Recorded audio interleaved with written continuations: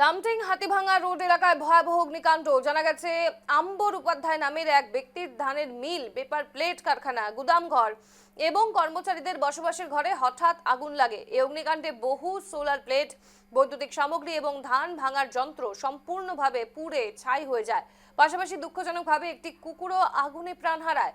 প্রাথমিকভাবে ধারণা করা হচ্ছে বিদ্যুতের শর্ট সার্কিট থেকেই এই আগুনের সূত্রপাত। স্থানীয় বাসিন্দাদের তৎপরতা এবং লামডিং অগ্নি নির্বাপক বাহিনী দ্রুত ঘটনাস্থলে পৌঁছে আগুন নিয়ন্ত্রণে আনে।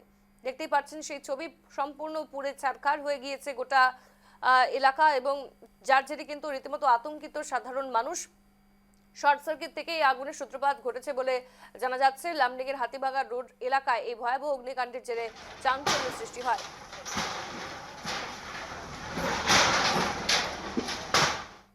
মানুহে আগতে আহি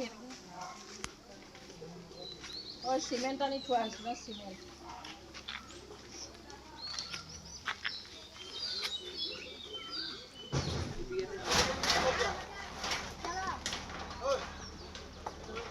हमको ये ये কন্ট্রাক্টের বিজনেস আছে, ইলেকট্রিক্যাল কন্ট্রাক্টর। এটা ইলেকট্রিক্যাল বহুত জিনিস জ্বলছে।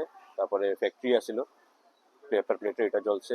ধানের মিল আসলে আগে একটা, পিছিয়ে একটা, এটা জ্বলছে। কুত্তা বিলাই জ্বলছে। কি হৈছে তো ক'ব নোৱাৰো। আমি এতিয়া আধা ৰাতিৰ পৰা হঠাৎ মানে শেষ ৰাতিৰ ফালে হঠাৎ দেখিছোঁ জুই লাগিছে। এইটো আমাৰ ফেক্টৰী চাইড আছিলে আৰু গুডাউনো আছিলে। চব মেচিন আছিলে, ধানৰ মেচিন আছিলে, দুটাকৈ ধানৰ মেচিন আছিলে।